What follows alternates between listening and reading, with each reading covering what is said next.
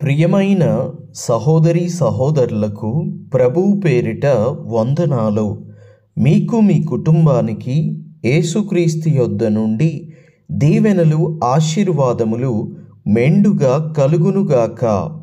ఈరోజు యేసుక్రీస్తు యొద్ద నుండి మీకు బంగారు మాట, దేవుని వాగ్దానము.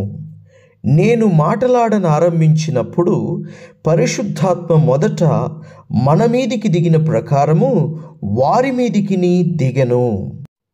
And as I begin to speak, the Holy Ghost fell on them as on us at the beginning. దేవునికి మహిమ కలుగునుగాక. పరిశుద్ధాత్మ దేవుడు ఎప్పుడు కూడా ఒకటి కోరుకుంటాడు, ఏమిటంటే అందరినీ ఫుల్ఫిల్ చేయాలి అని, అందరినీ నింపాలి అని. దేవుడు నిన్ను కూడా నింపునుగాక. పరిశుద్ధాత్మ నీ మీదికి దిగివచ్చునుగాక. పరిశుద్ధాత్మ అగ్నిని నువ్వు చూచుదువుగాక. అగ్ని వంటి ఆత్మతో ఆయన నిన్ను తాకునుగాక. దేవునికి మహిమ కలుగునుగాక. పేతురు ఈ విషయాలను చెబుతూ ఉన్నాడు. ఎందుకు పేతురు ఈ విషయాన్ని చెబుతున్నాడు అంటే, సహోదరులు పేతురుని అపార్థం చేసుకుంటూ ఉన్నారు. అపార్థం ఏమని చేసుకుంటున్నారు అంటే, సున్నతి పొందిన వాళ్ళతోనే నీవు సహవాసం చేయాలి, సున్నతి పొందిన వాళ్ళకే దేవుని రాజ్యము ఉంది అన్నట్టుగా వాళ్ళు మాట్లాడుతూ ఉన్నారు. సున్నతి లేని వారితో నీవు కలవద్దు, అలా కలిసావేంటి అన్నట్టుగా వారి మాటలు, వారి చూపులు, వారి ప్రవర్తన ఉన్నప్పుడు, అప్పుడు ఇక్కడ వివరాన్ని వివరిస్తూ ఉన్నాడు. దేవునికి స్తోత్రం. ఏమని వివరించాడో ఇదే అధ్యాయము 1వ వచనం నుండి ధ్యానం చేసుకుందాము. అన్యజనులను దేవుని వాక్యము అంగీకరించిరని అపోస్తులను యూదయ ఎందంతటనున్న సహోదరులను వినిరి. పేతురు యెరూషలేమునకు వచ్చినప్పుడు సున్నతి పొందినవారు, నీవు సున్నతి పొందని వారి యొద్దకు పోయి వారితో కూడా భోజనము చేసితివని అతనితో వాదము పెట్టుకొనిరి. ఇందుకు చెప్తా ఉన్నాడనమాట. వాదిస్తున్నారు, వారి మాటల ద్వారా వాదం పెట్టుకుంటున్నారు. ఏమని, ఎందుకు అంటే, సున్నతి లేని వారితో ఎందుకు భోజనం కలిసి చేసావు నువ్వు?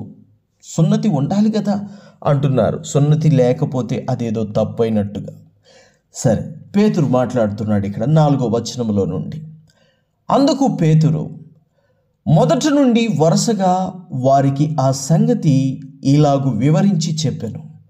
నేను యొప్పే పట్టణంలో ప్రార్థన చేయుచుండగా పరవశుడనైతిని. అప్పుడు ఒక దర్శనము నాకు కలిగెను. అది ఏదనగా, 4 చెంగులు పట్టి దింపబడిన పెద్ద దుప్పటి వంటి ఒక విధమైన పాత్ర ఆకాశము నుండి దిగి నా యొద్దకు వచ్చెను. దానివైపు నేను తేరి చూచి పరీక్షింపగా, భూమి మీద నుండి చతుష్పాద జంతువులను, అడవి మృగములను, పాకిడి పురుగులను, ఆకాశ పక్షులను నాకు కనబడెను. అప్పుడు పేతురు, నీవు లేచి చంపుకొని తినుమని ఒక శబ్దము నాతో చెప్పుట వింటిని. అందుకు నేను, వద్దు ప్రభువా, నిషిద్ధమైనది, అపవిత్రమైనది ఏదియు నా నోట ఎన్నడూను పడనీయలేదని చెప్పగా. దేవునికి మహిమ కలుగునుగాక. పేతురు ప్రార్థనలో ఉన్నాడు. ప్రార్థనలో ఉండటమే కాదు, ఆత్మవశుడైపోయాడు. ప్రార్థన అంటే అదండి. మనం ప్రార్థనలో ఉన్నప్పుడు మనసంతా దేవుని మీద ఉంచి ఆత్మకు మనల్ని అప్పగించుకోవాలి. మనం ఆత్మతో నింపబడాలి ప్రార్థనలో ఉన్నప్పుడు. కానీ కొందరి ప్రార్థనలు ఎలా ఉంటాయో తెలుసా? అన్నం మీద, కూర మీద, ఫ్రెండ్స్ మీద, లోకం మీద, లోకాశల మీద, ఇంకా మనసంతా ఎక్కడెక్కడెక్కడెక్కడో వెళ్ళిపోతూ ఉంటుంది. కొందరికైతే మనసు ఊర్లు దాటుతుంది, దేశాలు కూడా దాటుతుంది కొందరికి. నువ్వు ప్రార్థనలో ఉన్నప్పుడు, ప్రార్థనలో ఉన్నావు, నువ్వు దేవుడితో గడపడానికి, దేవునితో మాట్లాడడానికి, ఆత్మతో నింపబడ్డానికి నువ్వు మోకరించావు. నీ సమస్యలు, కష్టాలు ఏమైనా ఉంటే వాటన్నిటినీ చెప్పు. నీ బాధలు, శోధనలు, వేదనలు ఉంటే దేవుడికి చెప్పు. ఏదీ లేనప్పుడు ప్రభువుని మనసులో కృతజ్ఞతాపూర్వకంగా స్తుతించు. ఆహారం ఇచ్చాడు, ఆరోగ్యాన్ని ఇచ్చాడు, వస్త్రాలు ఇచ్చాడు. ప్రతి దానిని బట్టి ఆ ప్రభుకి కృతజ్ఞత చెప్పాలి దేవుని బిడ్డ. అలా కాకుండా మనసు ఎక్కడెక్కడికో వెళ్ళిపోతుంది. ఇల్లు దాటుతుంది, బజారు దాటుతుంది, గల్లీలు దాటుతుంది, ఊరు దాటుతుంది, ప్రాంతం దాటుతుంది, జిల్లాలు దాటుతుంది, రాష్ట్రాలు దాటుతుంది, ఆఖరికి దేశాలు కూడా దాటుతుంది కొంతమందికి. ప్రార్థనలో ఉన్నప్పుడు ప్రార్థనలో ఉండాలి, ఆత్మతో నింపబడాలి. నీవు ప్రార్థనలో ఉన్నప్పుడు చూడాల్సింది లోకాన్ని కాదు, పరలోకాన్ని చూడాలి. ప్రార్థనలో ఉన్నప్పుడు నువ్వు ఆలోచించాల్సింది ఈ లోక మనుషుల గురించి కాదు, దేవుని గురించి, దేవుని రాజ్యం గురించి, దేవుని విషయాల గురించి, దేవుని కార్యాల గురించి. దేవుడు నీకేం చేయాలో, దేవునికి నువ్వేం చేయాలో ప్రార్థనలో ఆయనకి చెప్పు. దేవునికి స్తోత్రం. ఆత్మతో నింపబడు. ఆయన ఏం మాట్లాడుతున్నాడో నువ్వు ఆయన స్వరాన్ని విను. అంతేగాని ఎక్కడెక్కడో మనసు పోకుండా ప్రార్థన చేయాలని నేను మీకు తెలియజేస్తున్నాను. ఆత్మవశుడైపోయాడు. అలా అయిపోయినప్పుడు పరిశుద్ధాత్మతో నింపబడి అతనున్నప్పుడు ఆకాశము నుండి ఒక పెద్ద దుప్పటి వంటి పాత్ర, దుప్పటి కాదు కానీ అది ఒక పాత్ర, కానీ దుప్పటిని 4 చెంగుల 4 వైపులో పట్టుకుంటే మధ్యలో ఎలాగ ఒక జోలిలాగా వస్తుందో అది ఒక పాత్ర అలాగ కొంచెం డౌన్ అయ్యి అటువైపు ఒకరు పట్టుకున్నట్టుగా, ఇటువైపు ఒకరు పట్టుకున్నట్టుగా, ఇటువైపు ఒకరు పట్టుకున్నట్టుగా, ఇంకొక 4వ వైపున ఒకరు పట్టుకున్నట్టుగా పేతురికి కనిపించింది. అది ఆకాశము నుండి దింపబడుతూ కనిపించింది. అంటే అది ఆకాశము నుండి కలిగిన దర్శనమే. ఆకాశములో ఎవరుంటారు? భూమి ఆయన పాదపీఠము, ఆకాశము ఆయన సింహాసనము.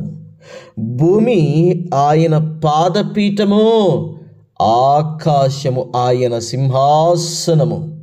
సింహాసనాసీనుడై ఉన్న దేవుడు అక్కడ ఉన్నాడు. దేవునికి స్తోత్రము కలుగునుగాక. అక్కడ నుండి వచ్చింది ఆ పాత్ర. ఆ పాత్రను పేతురు చూశాడు.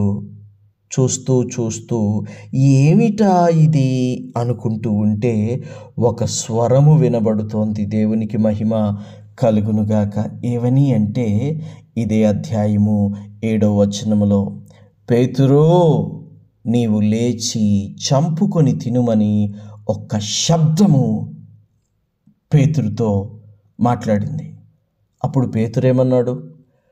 అందుకు పేతురు, వద్దు ప్రభువా, నిషిద్ధమైనది అపవిత్రమైనది ఏదియు నా నోట ఎన్నడూ పడనీయలేదు అన్నాడు.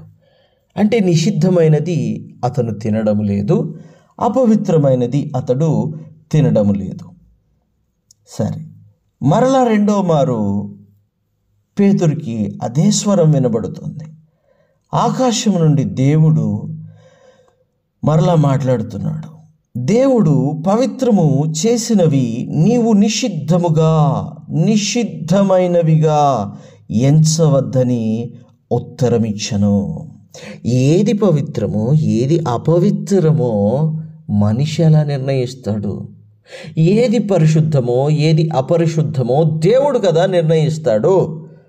మనుషులు నిర్ణయించుకున్న నిర్ణయాలకు నువ్వు మాట వినొద్దు. కానీ నేను వాటిని పరిశుద్ధపరిచాను, పవిత్రపరిచాను, వాటిని నేను శుద్ధమైనవిగా ఎంచుచున్నాను, నీవు నిషిద్ధమైనవిగా ఎంచవద్దు అని ఆకాశం నుండి స్వరము వినబడింది. అప్పుడు ఇంకా ఆలోచిస్తూనే ఉన్నాడు. కానీ అదే స్వరము 3వసారి కూడా వినబడుతుంది. దేవునికి మహిమ కలుగునుగాక. వినబడి వెంటనే అది మరలా పైకి తీసుకొని పోబడుతుంది. ఆ తర్వాత వెంటనే కైసరియా నుండి పేతురు యొద్దకి ఒక 3 మనుషులు పంపబడతారు. అప్పుడు ఆత్మ పేతురుతో మరలా మాట్లాడుతుంది. నీవు భేదమేమియూ చేయక వారితో కూడా వెళ్ళుమని ఒక మాట పేతురుతో మాట్లాడుతుంది. దేవునికి మహిమ కలుగునుగాక. ఎక్కడికి వెళ్ళాలి? ఎక్కడికి వెళ్ళాలంటే వారు కొర్నేలి ఇంటి నుండి వచ్చారు. కొర్నేలి ఇంటి నుండి వచ్చారు గనుక కొర్నేలిపాటితో వెళ్ళు, వాళ్ళు ఎవరు ఏమిటి అనేది నువ్వు ఆలోచించొద్దో, వెళ్ళు అని పరిశుద్ధాత్మ చెప్పినప్పుడు అప్పుడు అతను వెళ్తాడు. వెళ్ళినప్పుడు దేవునికి మహిమ కలుగునుగాక. అక్కడ ఒక అద్భుతం జరుగుతుంది. నీవును నీ ఇంటి వారును ఏ మాటల వలన రక్షణ పొందుదురో ఆ మాటలు అతడు నీతో చెప్పునని తన ఇంట నిలిచిన తనతో చెప్పిన ఒక దేవదూతను అతను చూస్తాడు. ఎవరు చూస్తారు? యొప్పేకు మనుషులను పంపాడే కొర్నేలి, అతడు చూస్తాడు. ఏమని? నువ్వు పేతుర్ని పిలిపించుకురా, మనుషుల్ని పంపించు అనే మాట అతనితో దేవదూతలు చెప్పినప్పుడు వింటాడు. విని పేతుర్ని పిలుచుకుని వస్తాడు. దేవునికి మహిమ కలుగునుగాక. తరువాత నేను మాటలాడనారంభించినప్పుడు పరిశుద్ధాత్మ మొదట మన మీదికి దిగి వచ్చిన ప్రకారము వారి మీదికి నీ దిగెను. అప్పుడు యోహాను నీళ్లతో బాప్తిజమం ఇచ్చెను గాని మీరు పరిశుద్ధాత్మలో బాప్తిజమము పొందుదురని ప్రభువు చెప్పిన మాట నేను జ్ఞాపకము చేసుకుంటేని. కాబట్టి ప్రభువైన యేసుక్రీస్తునందు విశ్వాసముంచిన మనకు అనుగ్రహించినట్టు దేవుడు వారికి కూడా సమాన వరము అనుగ్రహించి ఉండగా దేవుణ్ణి అడ్డగించుటకు నేను ఏ పాటి వాడిని అని వారితో చెప్తాడు. దేవునికి స్తోత్రం కలుగునుగాక. అంతే కదా, దేవుడే దాన్ని నిర్ణయించినప్పుడు మనిషి ఏ పాటివాడు ఆపడానికి? కాబట్టి మనిషి అనగా ఎవరైనా సరే ఆపడానికి వీల్లేదు.